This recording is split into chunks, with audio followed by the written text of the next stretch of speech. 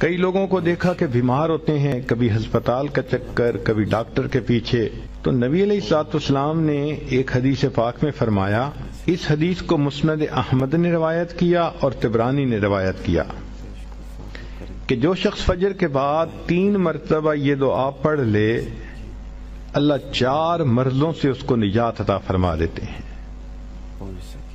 امید ہے کہ مستورات توجہ سے یہ بات سنیں گی اور اس کی اہمیت کو ذرا سمجھیں گی کہ جو شخص فجر کے بعد 3 مرتبہ یہ آیت پڑھ لے تو اللہ تعالیٰ اس کو 4 بڑے بڑے مرضوں سے بچائیں گے۔ نمبر 1، پاگل پن۔ اگر کوئی آدمی مینٹلی ان بیلنسڈ ہو، ریٹارڈڈ ہو، یا جس بندے کو چیزیں بھول جاتی ہوں یا چیزیں یاد نہ رہتی ہوں، ذہن سے متعلقہ جو بیماریاں ہیں وہ اسی پاگل پن کے زمرے میں آئیں گی، یا کسی کو مرگی کی بیماری ہوتی ہے وہ بھی اسی زمرے میں آئے گی۔ تو پہلی بیماری جو اللہ تعالیٰ دور کرتے ہیں وہ ہے پاگل پن، اور دوسری بیماری کوڑ پن۔ کوڑ پن کہتے ہیں چہرہ بدصورت ہو جانا۔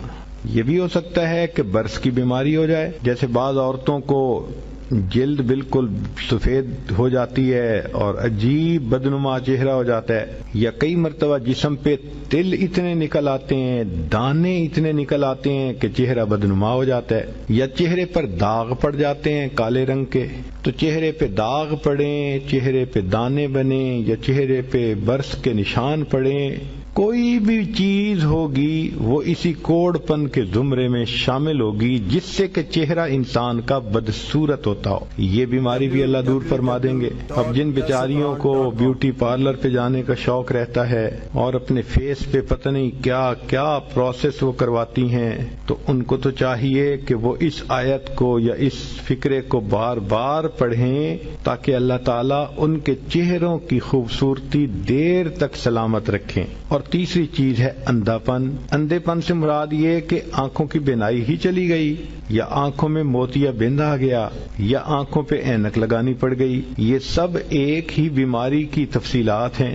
تو جن کی نظر کمزور وہ بھی پڑھ سکتی ہیں، یا جن کو لینز لگانے پڑتے ہیں، کنٹیکٹ لینز صحیح یا کوئی اور، اس مصیبت سے بھی جان چھوٹ گئی، اور جن کی بینائی چلی گئی اللہ ان کے لیے بھی آسانیاں فرما دیتے ہیں۔ تو پاگل پن کی بیماری ختم، کوڑ پن کی بیماری ختم، اندھے پن کی بیماری ختم، اور چوتھا فرمایا فالج کی بیماری ختم۔ فالج ایک تو ہوتا ہے کہ انسان کا ہاتھ یا پاؤں کام ہی نہ کریں، اور ایک یہ بھی ہوتا ہے کہ اتنی ویکنیس کہ عورت کہتی ہے مجھ سے تو کھڑا ہی نہیں ہوا جاتا، میرے پاؤں سن ہو جاتے ہیں، میرے ہاتھ سن ہو جاتے ہیں۔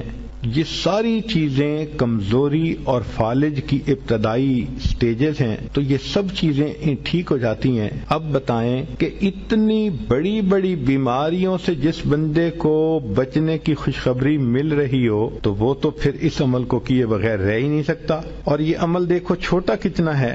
وہ جو فکرہ فرمایا حدیث میں وہ ہے سبحان اللہ العظیم وبحمدہ ولا حول ولا قوت الا باللہ۔ اتنا سا فکرہ پڑھنے پر اللہ چہرہ بھی پر نور بنا دیتے ہیں، میموری بھی تیز کر دیتے ہیں، اللہ تعالیٰ بینائی بھی تیز کر دیتے ہیں، اور اللہ تعالیٰ جسم میں طاقت بھی بھر دیتے ہیں۔ یہاں تک تو نیکیاں کمانا، گناہوں کو بخشوانا، فرشتوں کی دعائیں لینا، غمزدہ دل کو تسلی ملنا، اور بیماریوں سے محفوظ ہونا، اس طرح کے عمل بتائے تھے۔ قرآن مجید میں اللہ رب العزت نے حکم فرمایا وَاسْتَغْفِرُ اللَّهَ، استغفار کرو۔ ہمارے اکابر یہ معمول بتاتے ہیں روزانہ، استغفر اللہ ربی من کل ذنب واتوب الیہ۔ اس کو دن میں کم از کم 100 مرتبہ صبح، 100 مرتبہ شام، زیادہ وقت ہو تو 200 مرتبہ بھی پڑھ سکتے ہیں۔ مگر جب پڑھ رہے ہوں تو ذرا اپنے گناہوں پر ندامت بھی دل میں محسوس کریں۔ یہ نہ ہو کہ زبان پہ استغفار چل رہا ہے اور دن میں گناہوں کے خیال چل رہے ہیں۔ رابعہ بصریہ رحمت اللہ علیہ فرماتی تھیں استغفارنا یحتاج الی استغفار، کہ ہم ایسا استغفار کرتے ہیں کہ اس کے اوپر ہمیں استغفار کرنے کی ضرورت ہے. سبح برکف، توبہ برلب، دل پر از لطف گناہ. ہاتھ میں تسبیح، زبان پہ توبہ اور دل گناہ کی لذت میں پڑا ہوا ہے. معصیت را خن میں آیت بر استغفار ماں، میرے استغفار کے اوپر تو گناہ بھی کھڑا ہنس رہا ہے. تو ایسا استغفار نہ ہو. صحیح ندامت کے ساتھ ہم استغفار پڑھیں تو اللہ تعالی کی رحمت برسے گی. دلیل قرآن عظیم الشان، بات پکی. اللہ رب العزت شاہ فرماتے ہیں لولا تستغفرون اللہ لعلکم ترحمون. قرآن کی آیت. اگر یہ استغفار کرتے تو کیا ہوتا؟ اللہ تعالی رحمت برساتے. تو اس کا مطلب ہے یہ گارنٹیڈ بات ہے کہ استغفار کرنے سے اللہ تعالی کی رحمت برستی ہے، انسان کے روح کو غذا ملتی ہے. پھر تیسری چیز جس سے کہ اللہ تعالی کی طرف سے رحمت اترتی ہے، درود شریف کا پڑھنا. حدیث مبارکہ میں آتا ہے جو شخص ایک دفعہ درود شریف پڑھتا ہے اللہ تعالیٰ 10 رحمتیں اتارتے ہیں. تو 10 رحمتوں کا اترنا اس بات کی دلیل کہ روح کو غذا ملتی ہے، نور اترتا ہے انسان کے اوپر.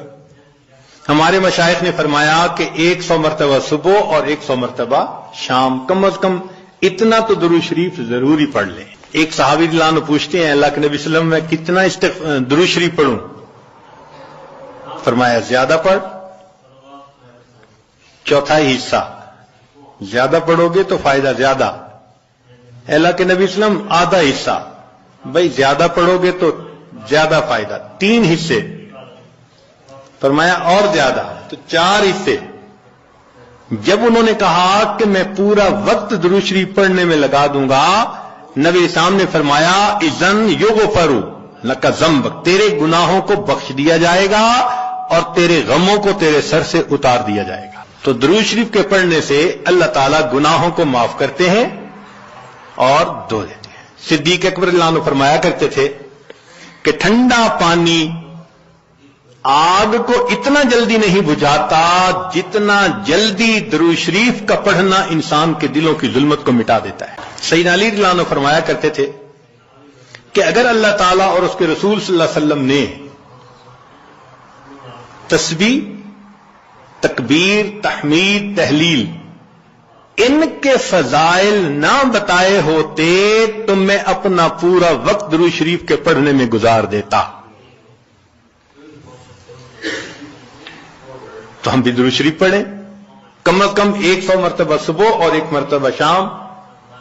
اس سے کیا ہوگا کہ دل کو غذا پہنچ جائے گی. چوتھی چیز اللہ کا ذکر کرنا، ذکر لسانی یا ذکر قلبی جیسا بھی معمول ہو. ذکر کے کرنے سے اللہ تعالی کی رحمت اترتی ہے. اور حدیث پاک سے دلیل نزلت علیہم السکینہ،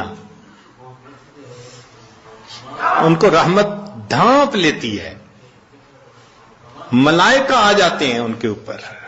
جہاں لوگ مل بیٹھتے ہیں مختلف جگہوں سے آئے ہوئے اللہ کو یاد کرنے کے لیے، تو ذکر کرنے سے سکینہ کا نازل ہونا بھی اس بات کی دلیل کہ انسان کے دل کو غذا ملتی ہے.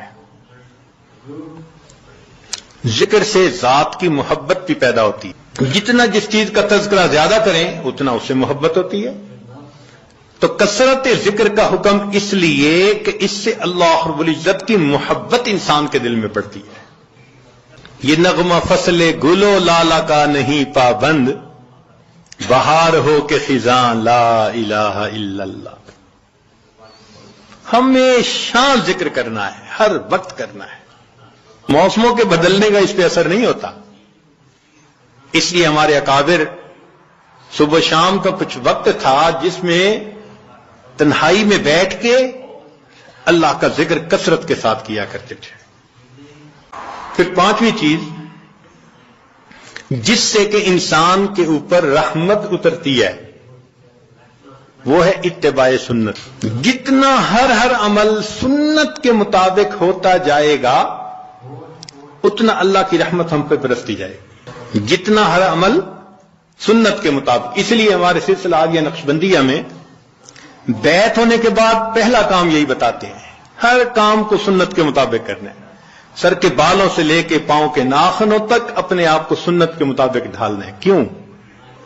ایک تو اجر ہے، ایک قرب ہے، اللہ کی محبوبیت ملتی ہے، اور تیسرا یہ چیز انسان کے روح کی غذا بھی ہے.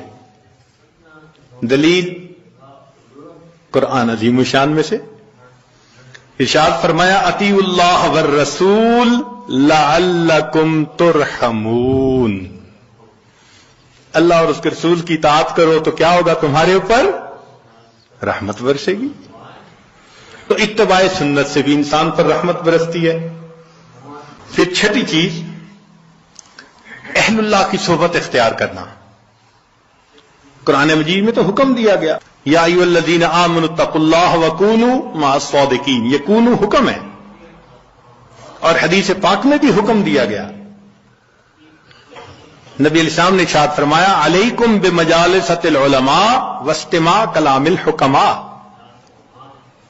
فإن اللہ تعالی یحیی القلب المیت بنور الحکمہ کما یحیی الارض المیت بماء المطر.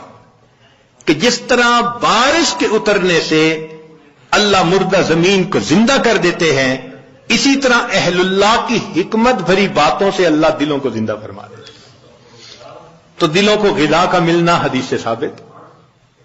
اس لیے تو فرمایا کہ انسان کہیں نہ کہیں اپنا تعلق جوڑے.